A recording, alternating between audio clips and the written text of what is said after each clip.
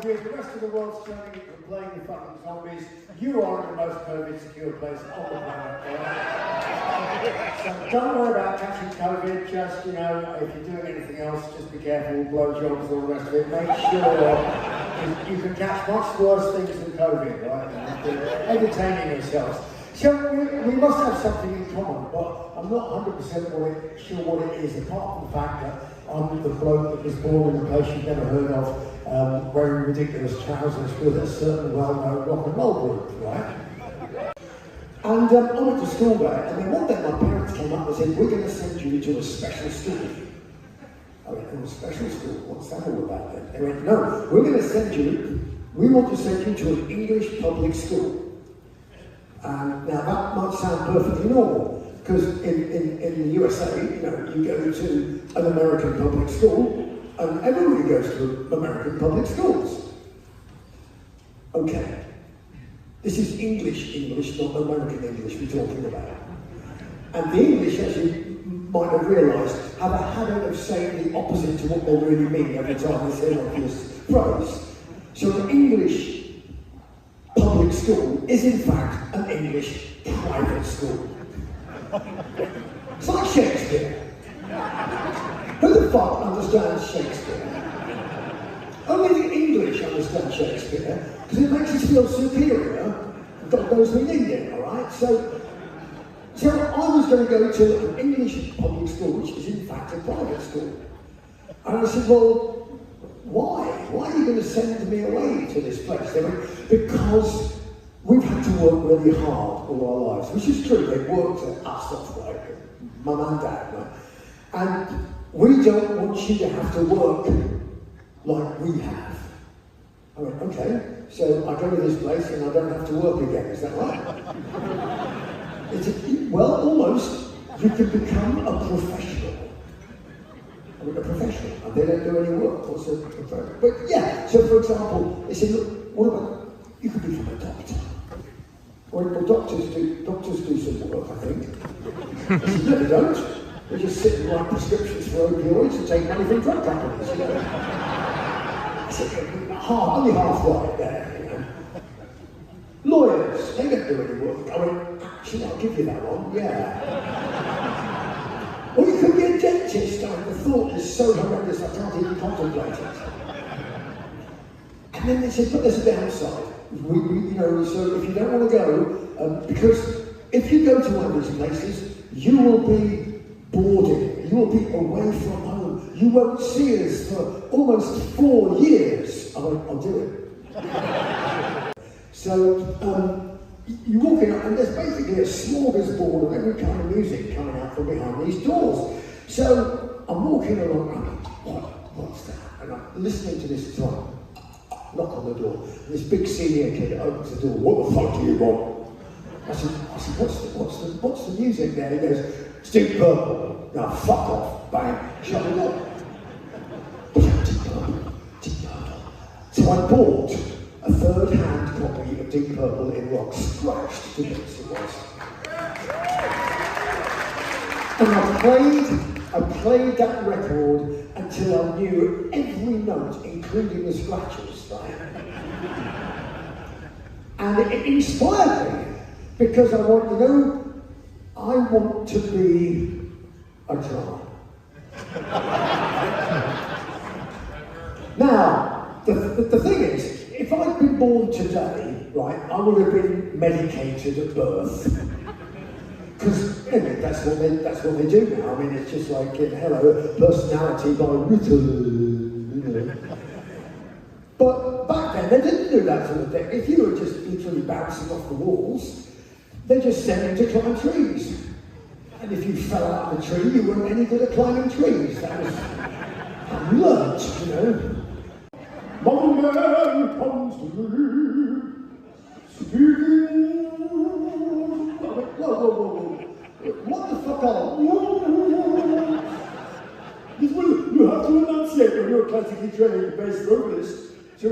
troubles becomes troubles, and words becomes, oh, yeah, right, okay.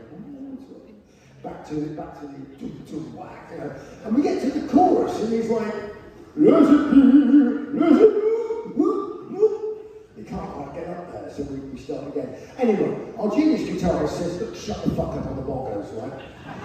Just stop it, it's making my head ache and your hands are starting to bleed, right? So, give him a hand with the chorus.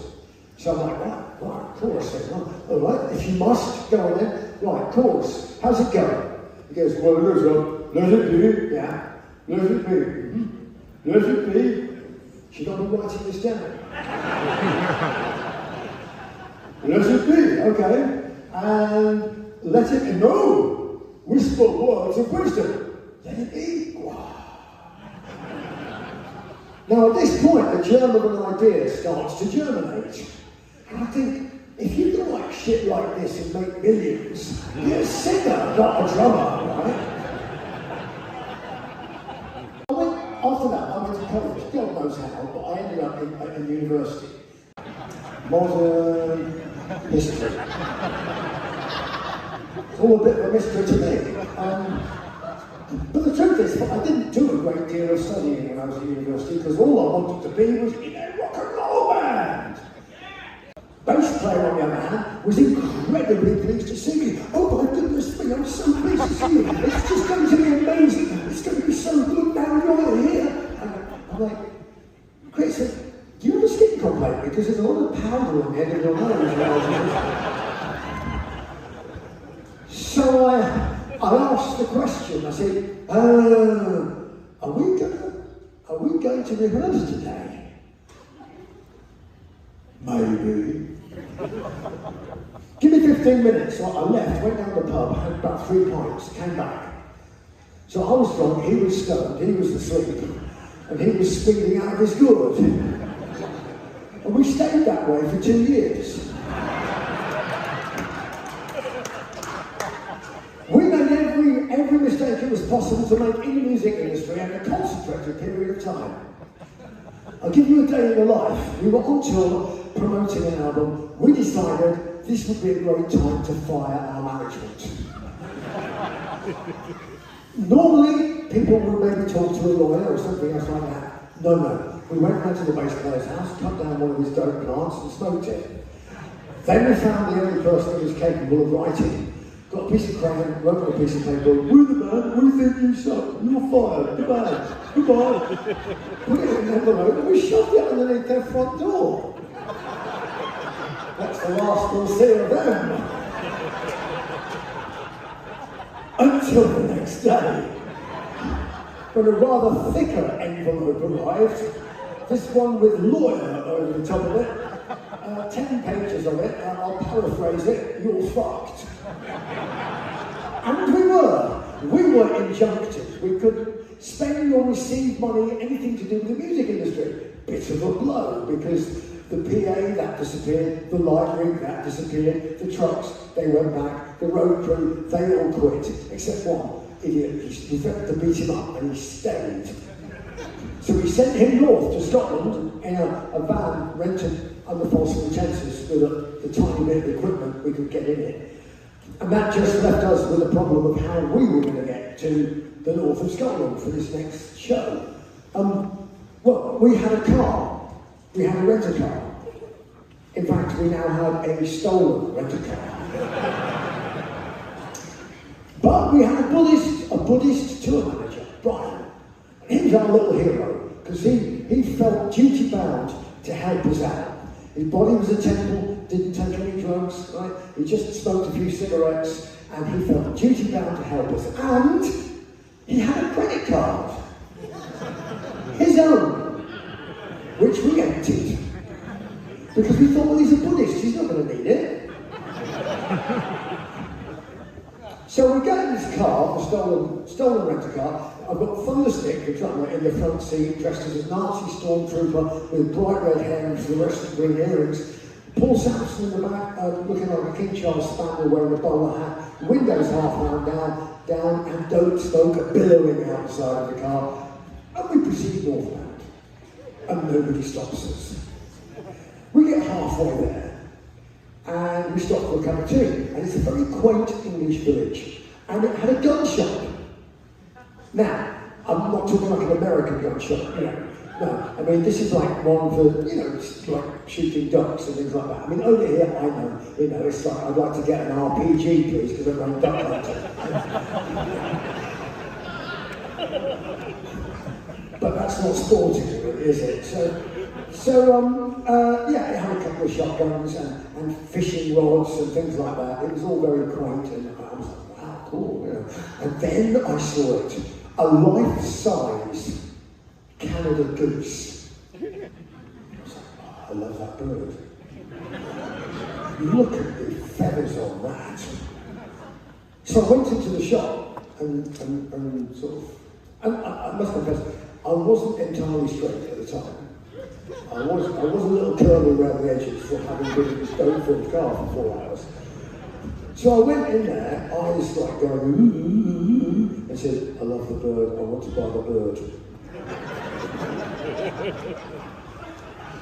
15 minutes later, I walked out with the bird, piled with money. I'm walking out with fuck off bird. I go into the tea shop, you know, I put the bird on the table, drink a tea, you know. Nobody says anything. Give it a couple of minutes. Nice bird. Yeah. What are you going to do with it? I said, I'm going to take it to the roof of the car, of course. Yeah, that's cool. Yeah. So we gaffer tape the life-size Canada goose to the roof of the car with a Nazi stormtrooper in the front, and then don't smoke billowing around the sides, and the stolen vehicle proceeded north. And nobody stopped us. In terms of musical influences. So on the one hand, he was a big fan of Devo, Day of the Plant Pot on the Hells, right? On the other hand, he was a big fan of the God of Thunder himself, you know, Gene Simmons and Kiss.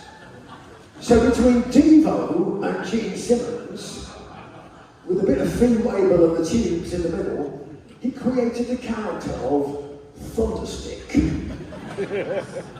And obviously, you know, the gimp mask was a part of it. Because he had to be anonymous. The same way that Gene Simmons is anonymous. The most anonymous person on the planet. But in order to cement this eccentric idea, he decided that he would also utter no human sound when he was in character. So sound checks were a little difficult, interviews well nigh impossible. It was like being in a band with somebody that was auditioning for the part of the monster in Young Frankenstein. You know, it was just like, would you like a drink? Ooh, drink, ooh, you know. The biggest problem we had though was actually, well, at the same time, he was wearing the mask.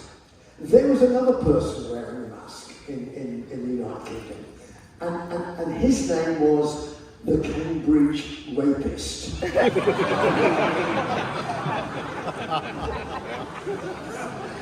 Even in 1979, it was not going to end well. So we became known as Samson, the heavy metal band with a drummer that wears the rapist mask. So, and Thunderstick protested this. He was like, they're so unfair, they're so unfair, they're so judgmental of the tabloid press. They don't understand. His mask is totally different. I've got sequins on my mask, he doesn't have sequins on his mask. Methinks she doesn't protest too much. But we persevered as far as it went. This was the last gig I ever did with him. That's not Thunderstick, by the way, that's Mel Gaynor from Simple Minds, who was just helping out. Obviously, you can see this is Reading Festival, and we were special guests on there. We were so fucking poor, we could only afford half a guitar. And that was where the guys from Maiden came down to go and finally popped the question as to whether or not I fancied having a go at being in Iron Maiden. Now, the weird thing was that I already knew some people in Iron Maiden because, first of all, we recorded albums next door to each other in the studios, but Clive Burr, the drummer from Maiden, Clive had been in Samson for 2 years before I joined, and then Thunderstick, the whole thing started, right? So I mean, Clive and I went back quite a long way, you can see here.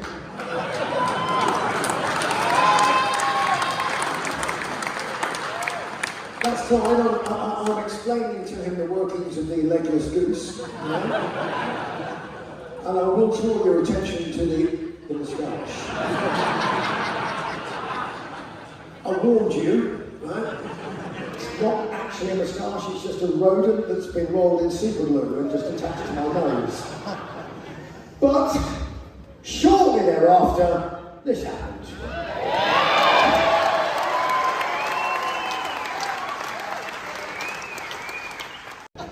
Ethnic American Indian art, spear, right? Not a problem. Lighter fluid, chainsaws, dead granny, whatever. And you could walk onto a plane with this. I did. I checked into a plane, I carried it through, and overhead bin. Put it in carefully, right? And the cabin attendant, you know, this one walking past and go, "Excuse me, sir, is that a guided missile on an overhead bin?" I went, "Oh, yes, it is." He goes, "Well, that's okay. This is Texas. We love that kind of thing." Pissed off my hand. So I took it off like that, hit myself in the head, blood starts squirting everywhere, split my head open. And now he's looking at me going,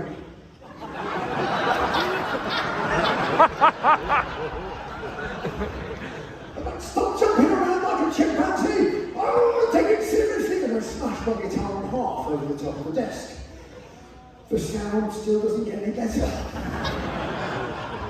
And I go away shaking with rage, go and sit on the naughty step and reconsider my future.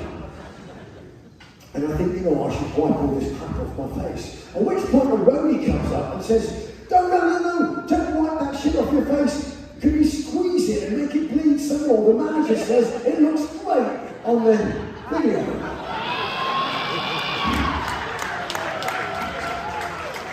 So I mean, rock and Rio. I mean, did Iron Maiden invent UFC or not? That's the question.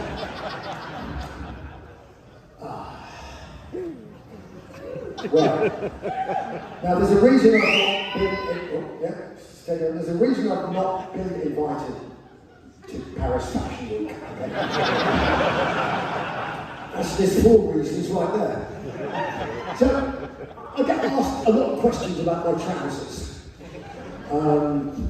Are they your trousers? You know, things like that. So I just thought I'd run you through sort of some of the madness, really. I mean, this one clearly I ran out of money below the knee. But then looking at this picture, I noticed something that I hadn't realised, even though I've been running around for ages.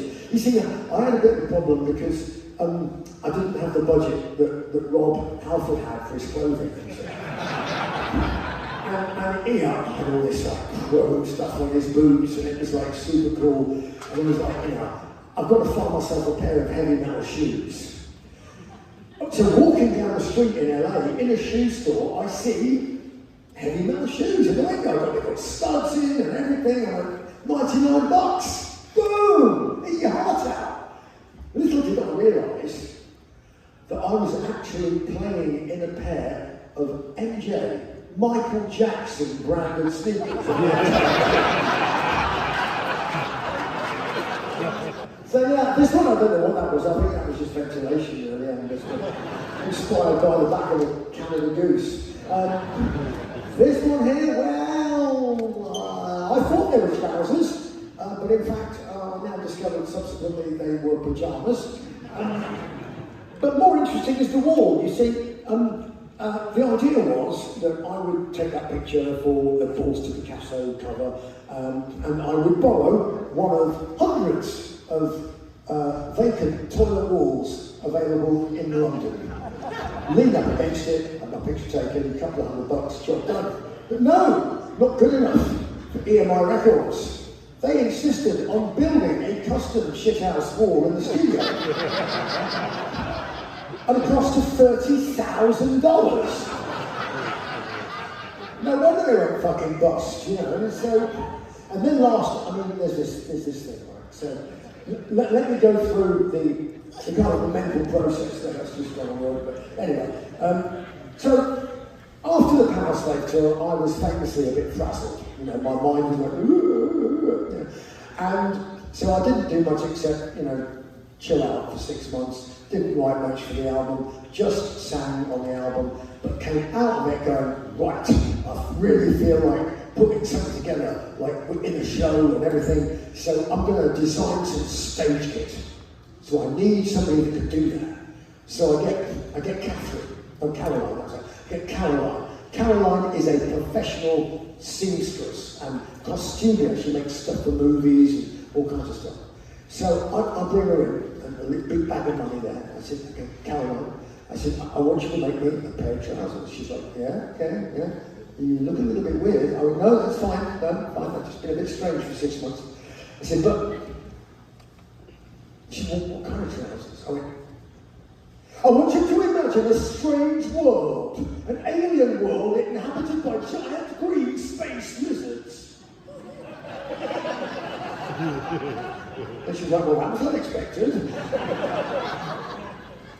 And I've got a ray gun here, and here's yours. And together, we'll go hunting the giant green space. There's one over there. You see what happened? Stone dead. But not a mark on its flesh. So do you think you could skin it and make a pair of trousers for me? She's like, just back away from the money and leave it in the corner, and then I'll never have to speak to you again, I'll be fine. So, well, that's great, that's that then. Space green lizard trousers. Oh, before you go, listen, you know, I do this sort of like fencing malarkey and everything. I said, any chance you could sort of mix the metaphors and have the interplanetary space lizard trousers mixed with a bit of 18th century D'Artagnan on the top end? Voila! That's what it looked like when it was in full flight. So of course we had this, but we were early adopters in Maiden of all kinds of technology, inflatable technology, right? And never be an early adopter of anything. Sometimes it works and sometimes it doesn't. Up and become, oh, heavy strong hand. And then sometimes it would just go, oh. So this picture, I call this one Spot the Accountant.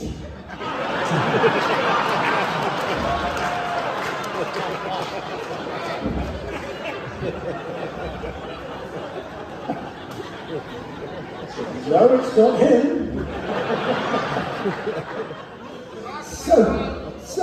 So this actually is our accountant. His name's Andy Taylor. He's the bloke. He's unknown to you, but he's very well known to the IRS.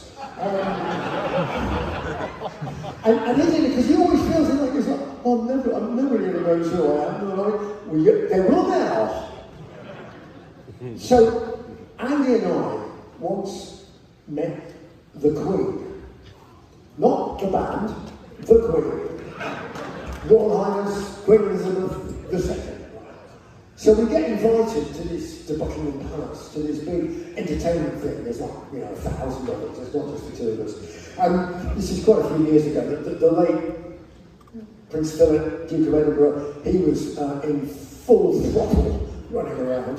He's a bit like the captain, the Beaky character in The Simpsons, he kind of sneaks up behind you, and then just sort of goes, oh! And you go, fuck, what do you do? I said, I'm a heavy metal band. He goes, oh, who's this fat fellow here?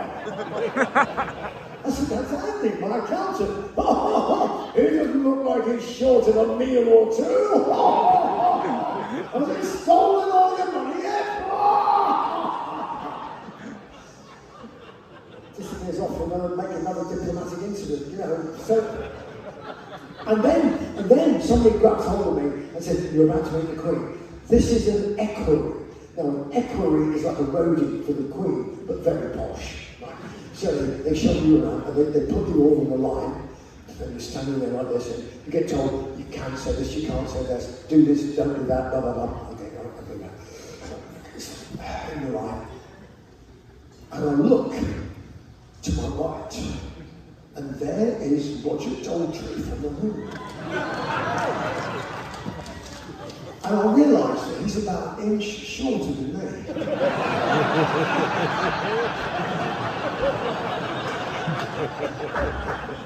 Now, I'm not the world's tallest person. I'm 5'6.5", and the half is really fucking tall. So I'm like, we're about to meet the Queen. And then the Queen comes up, and she's about 4'10". And she comes up, but she is the Queen and has the ability to chop off your head in one go. So she comes up and she's approaching. I'm thinking, okay. Oh my God, don't break wind, don't fart, whatever you do. You see a Queen carried out feet first failed by only a fart from heavy metal singer.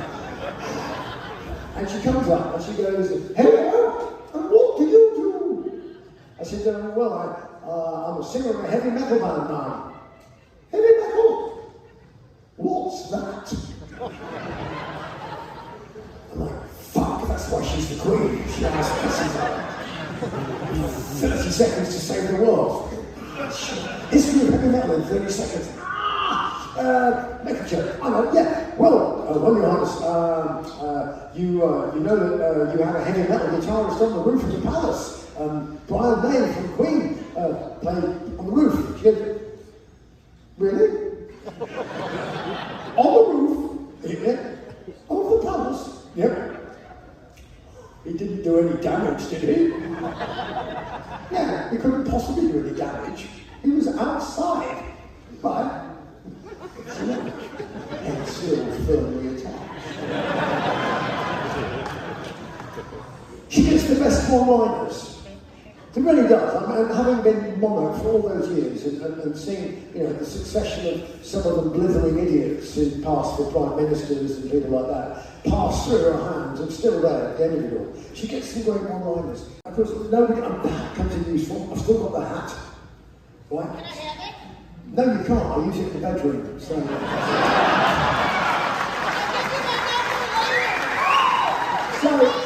anyway, so then we go we get to Munich, and I get off the airplane, and I'm like wandering through it, and I've got my outfit on, and my little coffin, you know, that pilots carry, that black thing, you know, it's got nothing important in it, but looks important.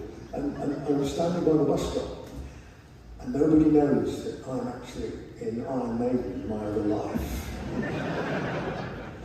Until I see in the distance an Iron Maiden fan. Complete with like chains, denim, leather, patches, everything. And he's headed straight for me. Zoom! Like that. And I'm like, oh shit. What is it? I'm a stripogram. No, it's, yeah. And he comes up and he goes, oh, excuse me. I went, yeah. He goes, do you speak German? I went, no. He goes, yeah, okay, well, I must know, can you help me? Is this the bus stop for Munich? No, it's over there. So cool, and off he went. It's all about expectation, you know, you don't expect the lead singer or Iron Maiden to be turning up as an airline pilot, but because it was too late later on, the truth was out. Everybody wanted a selfie outside the airplane, look, there they are. Would they get onto the aeroplane? Well, that was another question. Oh, this is to make Adrian Smith jealous. It's actually a West African barracuda, lots of teeth at the pointy end, and the photograph was taken in the airport hotel in Lungi in Sierra Leone, which is a beautiful country with a sadly tragic recent history. But I used to go there as an airline pilot all the time. We would fly people there and we'd stay for 2 or 3 days and come back and so on and so forth. And this is not really a funny story, but it's a very cool story. So remember I talked about wheels within wheels and everything? Well, my great uncle gave his daughters, when he passed away, they gave me some of his memorabilia from the Second World War.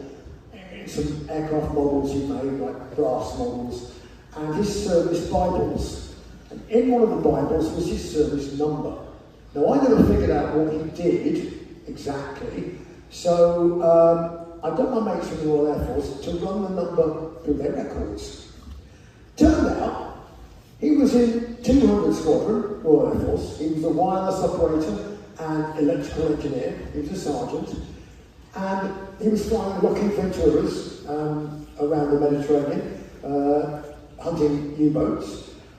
Then the squadron re-equipped with American-built B-24 Liberators, long-range sub-hunting out in the North and South Atlantic. His base was Sierra Leone, at Lungi Airport, on the runway that was built by the Royal Air Force and never modified.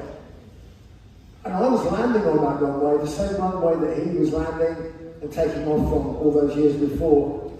The hotel I was staying in was actually the modified officers' mess from 200 Squadron.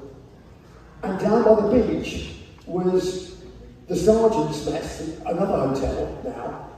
And we used to sit and watch the sunset as the crew. We'd all go out there and have warm beers and watch the sunset because it was beautiful.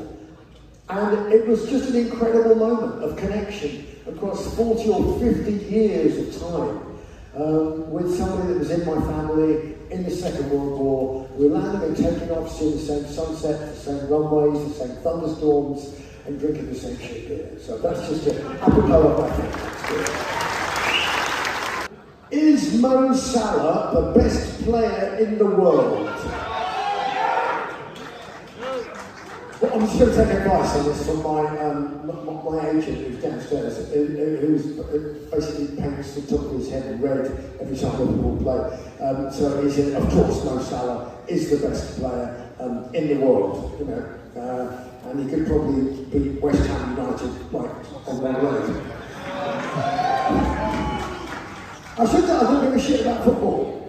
Really, not really. I like rugby.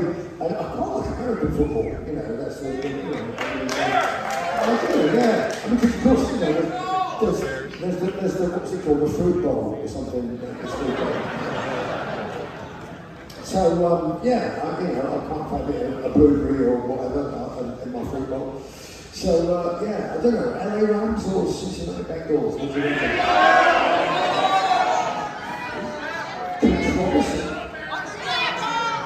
No, Air Force One is different to Ed Force One, right? Air Force One has the president on it, Ed Force One has me on it. So, yeah, Air Force One pioneering, and the Secret Service asked to see Ed Force One. They did, they came on board. Well, when I say it parked near, it was about 2 miles away. You know, somebody got a picture of the nose of our aeroplane parked, and then in the distance you can see Air Force One actually coming into land. It's amazing. It's like getting, you know, the Yeti and the unicorn in the same shot. You know? And the Secret Service, they came on board, and Secret Service came on board, yeah. And they were the Secret Service people that do all the Air Force One stuff. So I said, well, hello, I mean, what's the problem? I mean, do you want to borrow it? I mean, you can have it.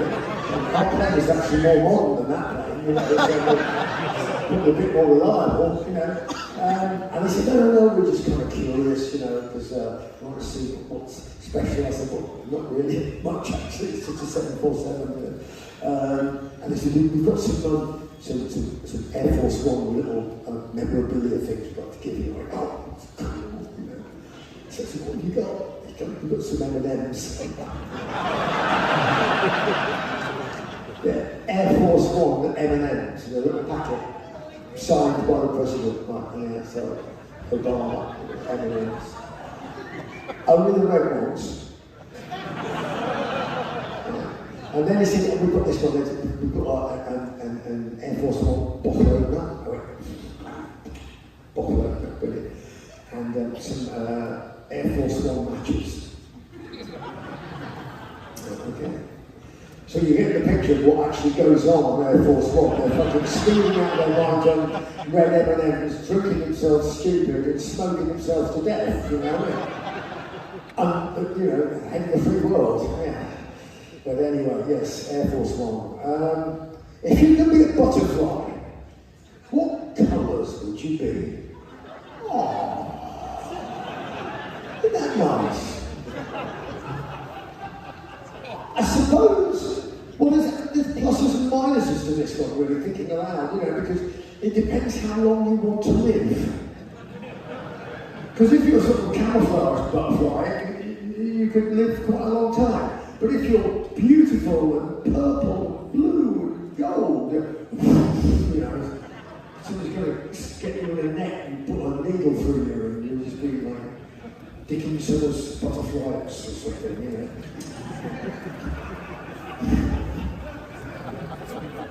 You like that? When did Iron Maiden start playing Dr. Doctor before coming on stage? And why? Of course, Steve likes it.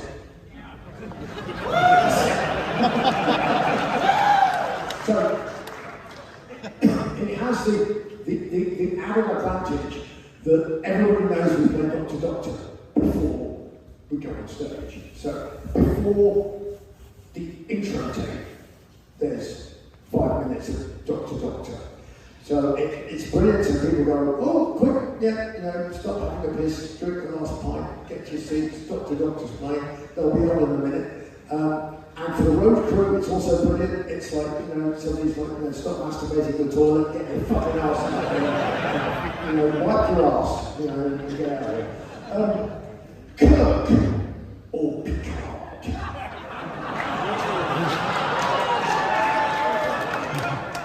Well, I mean, it's got to be William Shatner. I mean, it's got to be. I mean, for the consistency of the crazy haircuts, the weird sideburns, and the corsets he used to wear in the other episodes. Holy crap, just amazing. Oh, he's a very funny guy. I don't think you've seen him do a comedy show or stand-up. He's very funny. I did a TV show with him once.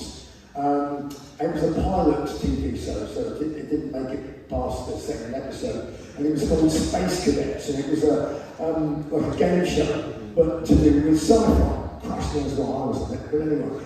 So I was on the panel, and William Shatner was one of the captains, key captains. And I think it was Greg Proops, who was one of the presenters. So I think some people know who he is over here, but he's just like a comedian. Anyway, so William Shatner comes out. They have a technical problem during the filming. So, you know, there's a TV audience, a studio audience. And William Shatner just gets up and just starts doing a rant, an improv rant. And it's fucking hilarious. I wish somebody could have filmed it, because it basically ends up with him dropping his pants and showing his ass and going, and that's when Mr. Spock fucked me in the ass.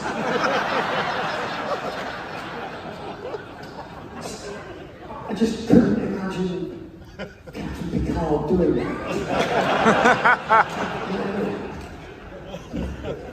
Will you do any more solo projects? Yes, I will! This is actually also has one of my favourite Monty Python jokes in it as well. So, I was in Hamburg, in Germany, on the Number of the Beast tour, and I've never been to Hamburg before, but the crew had all been there before, a lot. So they decided that we were going to go out in Hamburg after we'd done the show. We had a day off, and they said, we're going to go down the Reaper Bar. I said, what's the Reaper Bar? They said, well, you go there and then you can go and pay money, you go and get laid. I said, that's extraordinary. I said, who do such a thing? I said, well, we're going to do it. I said, really?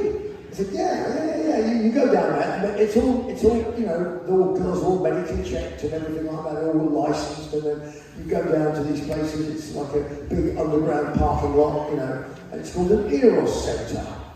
And it's about as erotic as an underground parking lot. So I get paired up with this guy, Dizzy, who's a lighting tech. And he's going, oh yeah, it's great, we go down the Eros Centre, we go to try a couple of girls and we run. I went, okay, all right, yeah, well, I'll try anything once, yeah, okay. So we go around this Eros Centre, we go in, and sure enough, there's like, 50 or 60 girls standing around, and there's mirror balls and everything else, so okay. And there's two girls there, both dressed the same, and Dizzy goes, oh, these will do. I went, oh, hello, young ladies, yeah, very good. Well, maybe not so young, but anyway.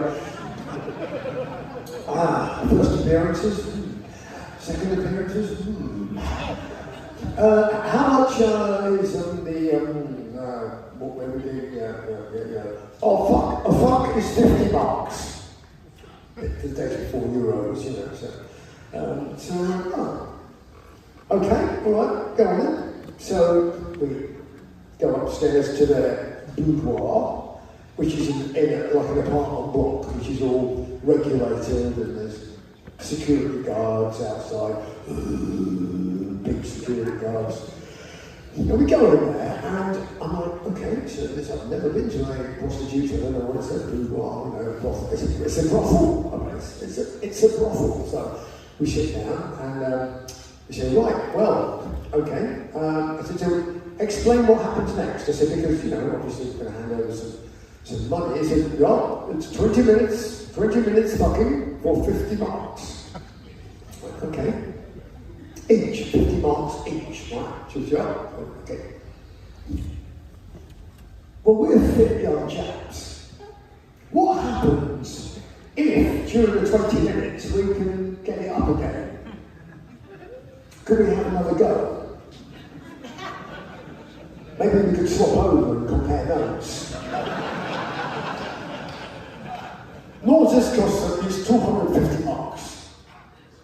Well, actually, why?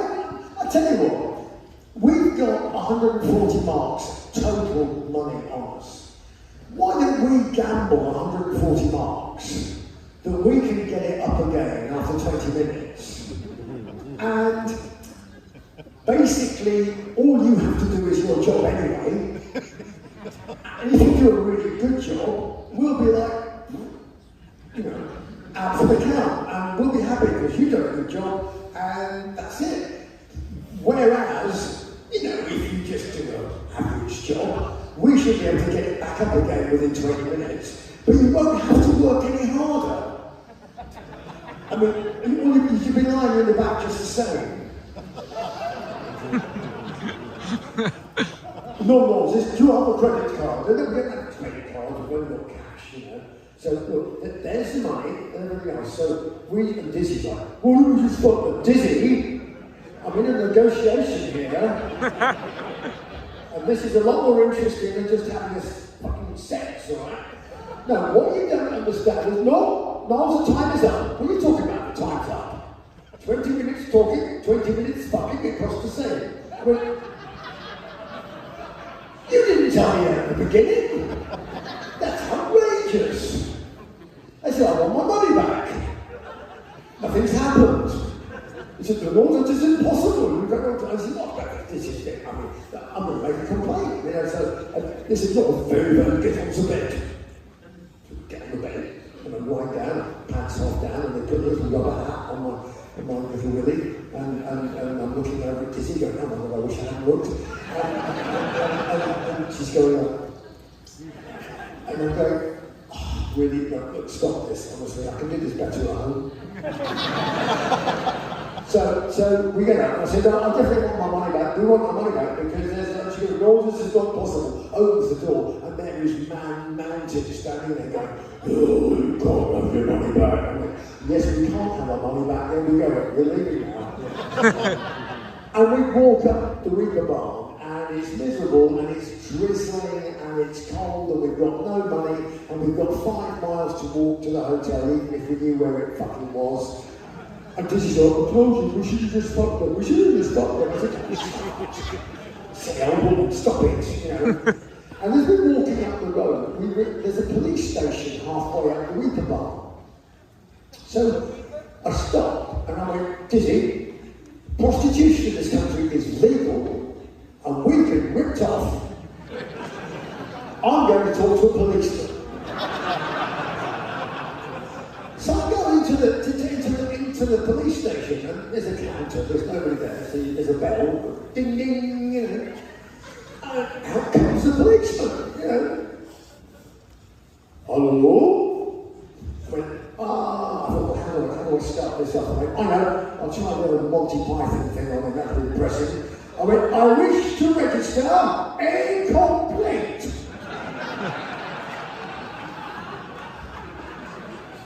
Dead parrot sketch, that gets them every time. Not that I've been drinking, of course. And he said, yeah, what is the nature of your complaint? I went, right, okay. Well, listen, we went to an Eros Centre, and, well, I mean, he said, you've had to an Eros Centre? Yeah. And what did you get? Sorry? What did you get? Fuck, suck, blowjob, what did you get? Well, we got a couple of incomplete hand jobs. And what did you pay? 140 marks. For 140 marks, you got 2 hand jobs? Show me these girls. On goes the hat, into the police cruiser, blue lights on. And we go down the Eros Centre, and we bust these 2 girls for failing to give adequate prostitution services.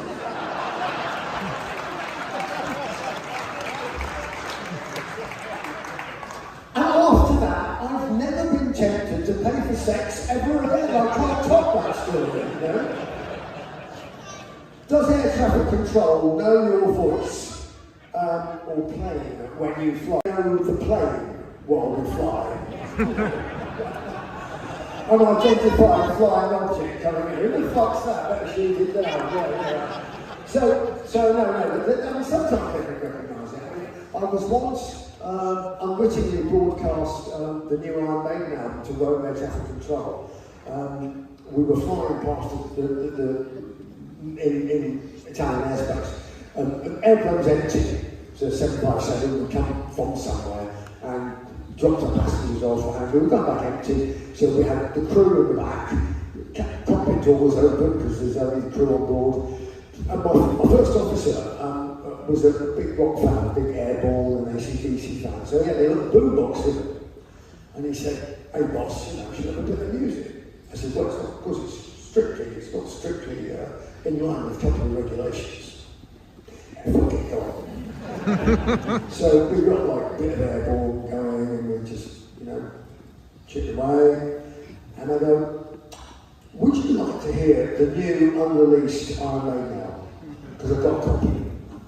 He went, oh yeah, that'd be cool. I went, right, put the boombox in, CD out, drop it in, unmarked CD, and out it all comes. So then I shout to the back, anybody want to hear the new Iron Maiden album? They're like, yeah, go on. So I get the hand mic off the back of the pedestal panel, which is the wrong way, you know, it's like, hello ladies and gentlemen, welcome to flight blah blah blah blah blah, the weather's going to be shit, put your head between the knees because you're asked goodbye. You know, that one. So, I take that and I put it up to the speaker, press transmit, and it's all in the back and everybody's moving around for about 5 minutes. And then, I think it's been a bit quiet on the radio. Hang on a minute. So I put the thing down, and then think, oh shit. And suddenly switch channels on the intercom. And all I can hear is, always transmitting the music, always transmitting on the Roma ATC. Which aeroplane is transmitting the music? Of course, you're going to say, oh, it's us. Yeah, no. But the great thing is, well, the album wasn't released, so nobody knew who the fuck it was, right?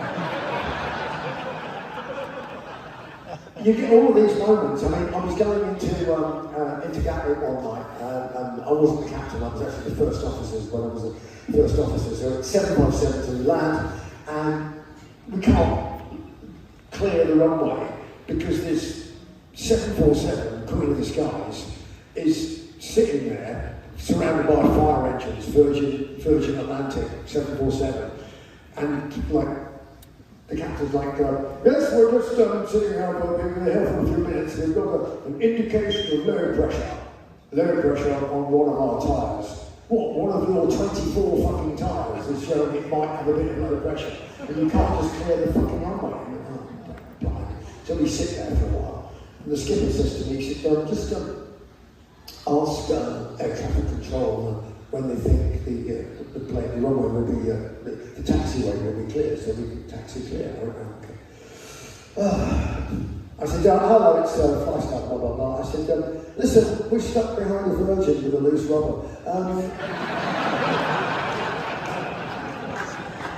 So those are the sorts of things that go on. Your music has motivated Marines and soldiers for years. What's your most military-minded song? Oh, fuck off, it's the Trooper. Of course it is. Although I think that some of the tank units in Desert Storm 1 actually were playing Run to the Hills in the headphones and going across. As someone who is currently battling cancer, what helped to keep you motivated through your treatments? It's really weird. I had a timeline because my treatment was fixed, you know, and I had 33 sessions of radiation. I had them all marked in my diary, and then at the end of it all, actually the radiation peaks in your system about 3 weeks after the last session, and then it gradually declines, right? And then after that 3 months, they can give you a scan, because it's basically like having your head in a microwave for a while, and effectively there's still a lot of energy. So you've got to wait until that's died down before you can see if it's actually gone. Right? So I put out a timeline, and I went, right, that is going to be my timeline, and I'm going to put little staging posts in there, things I'm going to do, things I couldn't do, things I want to be able to do, and things like that. So first milestone was eating solid food. Yes, eating solid food, a sort of soggy croissant, you know, and things like that. Victory, you know, and then a week later you get something else, and I said, right, okay, this is getting back slowly to normal. When I was doing it, I actually figured out that they were showing reruns of the original black and white Diana Rigg Avengers TV series. So they were showing that, and I calculated that by the time I got done with the last episode, before they gave the role of Emma Peel to Linda Thorson, who was not good, I'd be done with my cancer. And it worked almost to the day. It was 42 episodes, and that was it. Boom, that was it. So I used I had the Avengers as my timeline for getting out over cancer. So you just come up with these little strategies, right? Anyway, that's what I did. Anyway, those are things that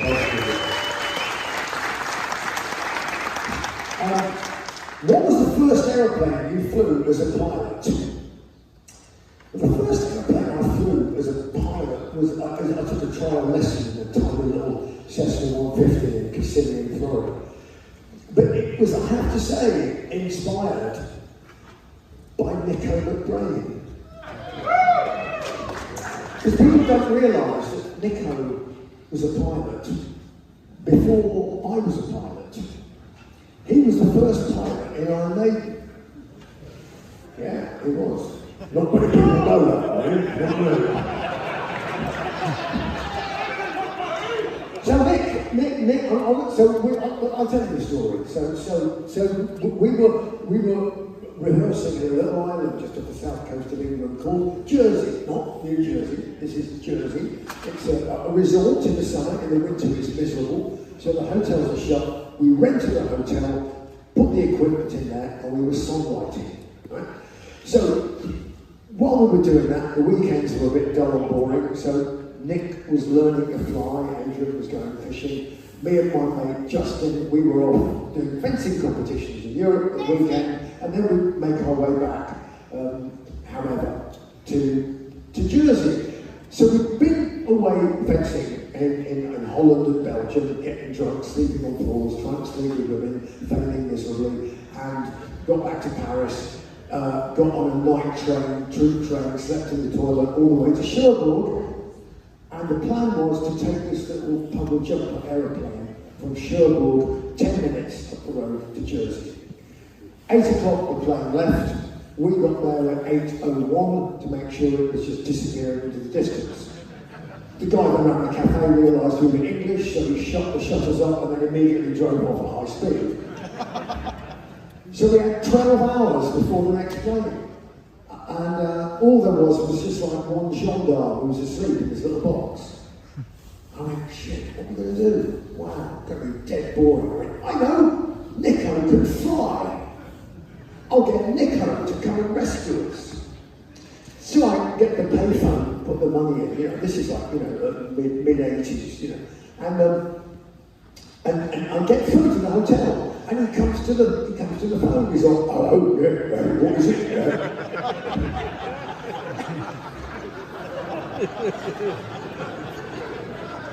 I said, Nick, we're in a bit of a pickle, mate. We need to. You can fly, right? Could you come and pick us up? Because we're stuck here. Oh no, shit! I haven't got my full license yet. Sure, I've got to fly with Charlie. I said, who's Charlie? I said, Charlie's my instructor. He's ex-Royal Air Force, great geezer, lovely geezer. And I said, yeah, but okay. So, well, maybe you could have a lesson with Charlie on the way over, and then have a lesson on the way back, and we'll just watch in the back. Oh, I don't know, sir. I'll have to ask Charlie. So we'll ask Charlie. Half an hour later, he's asked Charlie.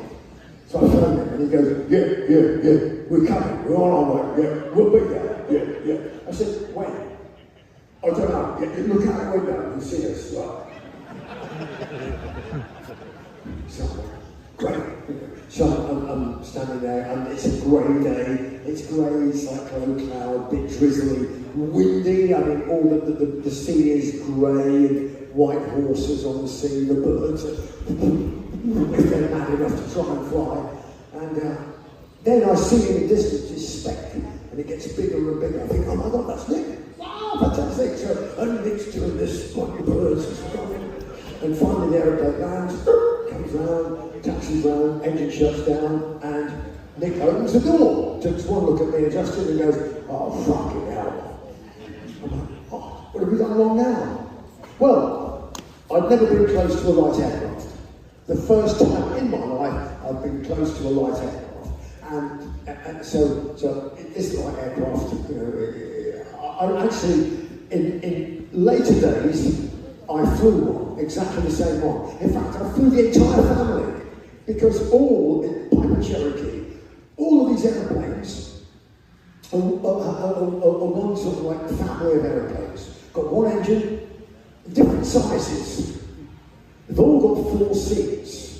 But there was one airplane that had a 200 horsepower, one with 180, one with 160, and there was the one that we had, which had a 140 horsepower engine. But all of them had 4 seats. How strange. What could the difference possibly be? So basically, this airplane that we had, you could put two adults in the front and perhaps 2 small hamsters in the back. But Justin was 6'2". As you know, I'm 5'6.5". And we had 2 small golf bags with fencing equipment. So I'm like, shit, how are we going to get in there?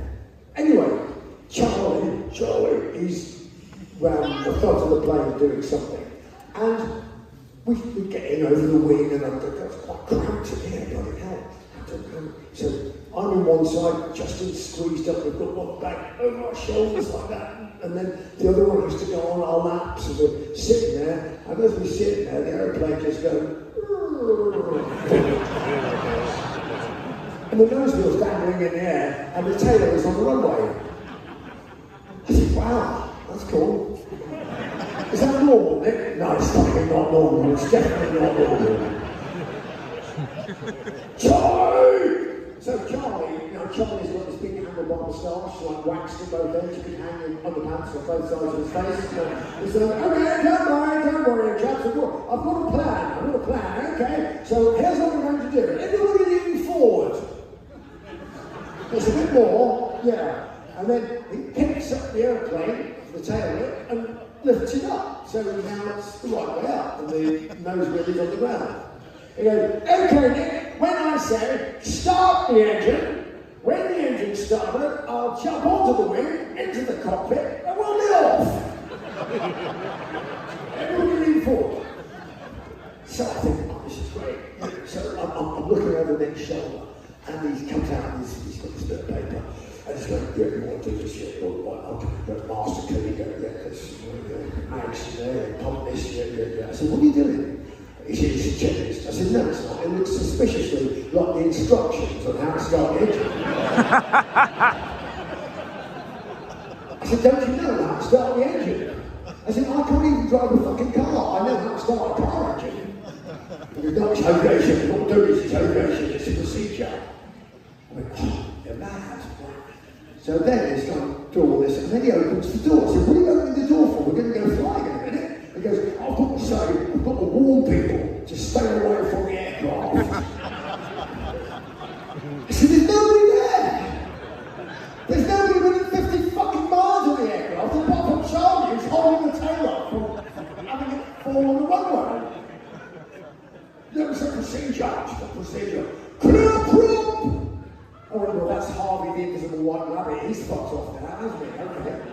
So then, overwhelming slow petrol, the engine starts up, and Charlie sort of leaps forward, leaps onto the wing, jumps in the cockpit, boom! Opens the throttle, doors still open, that's the got his seatbelt on. We go onto the runway, doors slam, and we go down the runway. And, well, the runway's very long in Hamburg. It was built by the Germans in World War II for their coastal command aircraft. So it's really, really, very, very, very, very, very, very long. And we use every inch of it.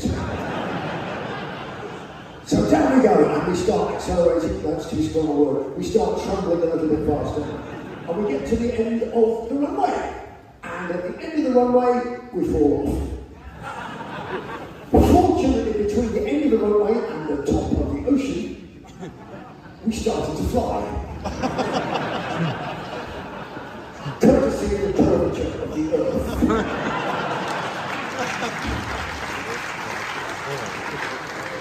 And so, onward we go. I think this is brilliant now. I mean, Charlie's looking a bit pale. He's ashy slate grey, actually, the projectile sweat going out of it.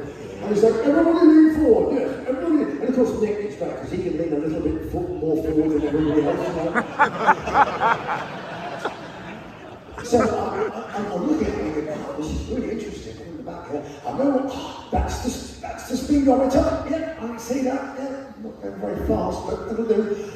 What's that? That's the altimeter. No, it's not moving at all. What's that one, Nick? That's the vertical speed indicator. Vertical speed indicator? No, there's no vertical speed whatsoever. Yeah, well, it's a funny instrument, that. It's got a bit of lag to it, a bit of lag. Or like a week or something like that. And then it suddenly goes, boop! I went, oh, it moved! And sure enough, we were slowly scratching our way skyward. Which was good, because the runway in Jersey is on a top of a beautiful white chalk cliff, which unfortunately is somewhat higher than the chalk cliff that we fell off of in Hamburg. of chicken between the front of the aeroplane and the white cliff. You can just sort of hear the conversation on the radio going, oh, hello, it's Golf ABCDEFG, requesting permission to land. And the guy goes, oh yes, you'll click land on, where are you exactly? Can't see you. You know, all of a sudden, boom, Kilroy over the top, land, boop, we taxi off, and we go behind some rubbish bins. So that nobody can see exactly how many people get out of this aeroplane. Because Charlie's license is going to get turned into a cornflake packet. So we get out, Charlie gets out, goes away to reconsider his future, and Nick goes, fucking I won't do that again, we'll never fucking do that again, fucking hell. But me, it was another one of those inspirational let it be moments. I'm like, yeah, if a drummer can fly.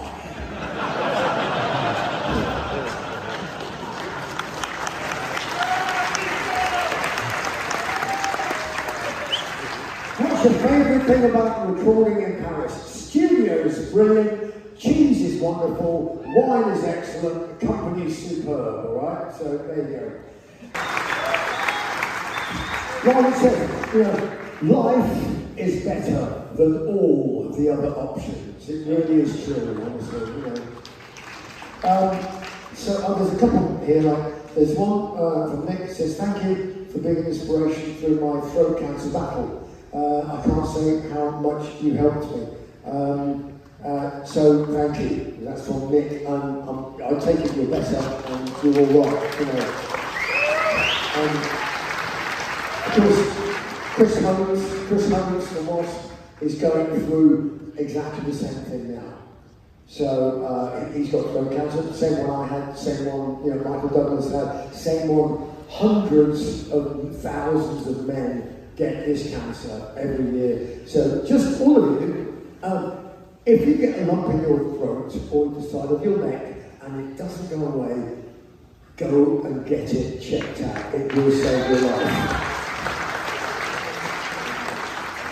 Any thoughts on travel in the space race, into space? Would you like to be a pilot or a passenger? Well, that's the weird thing about being an astronaut. You're not really a pilot. You're always a passenger at the end of the firework.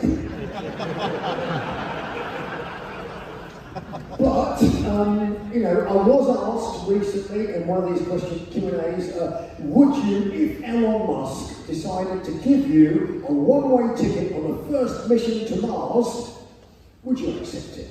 No. Oh, yes, I would. And I would donate it to Jeff Bezos.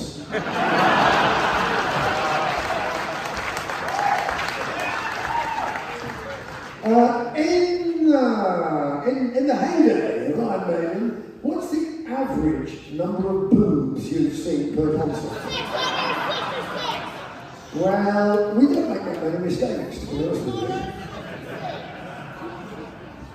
What was the inspiration for Chemical Wedding? It was William Blake.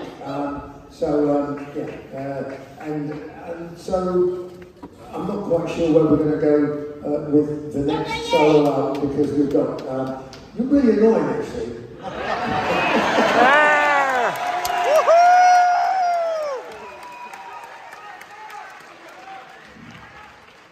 What was the writing process of Empire of the Clouds?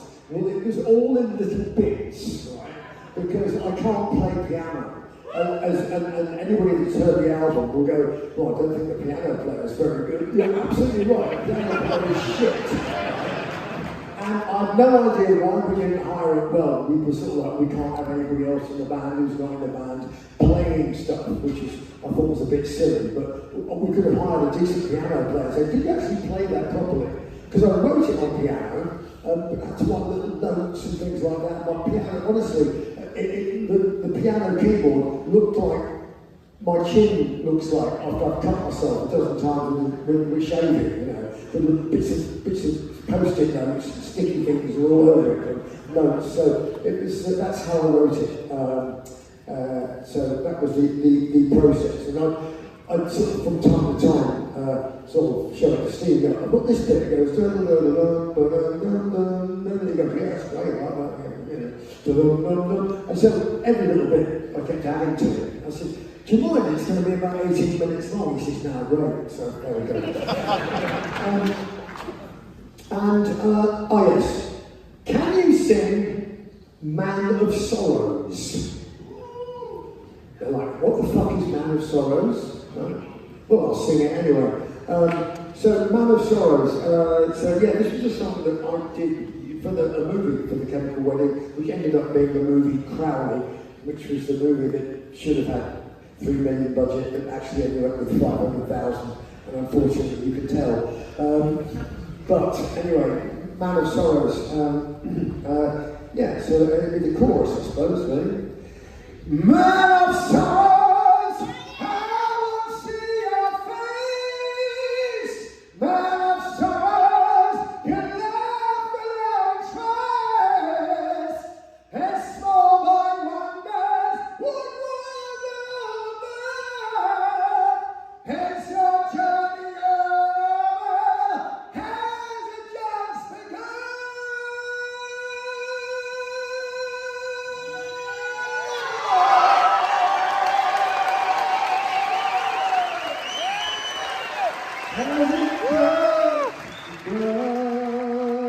Thank you very much. Good night. Oh!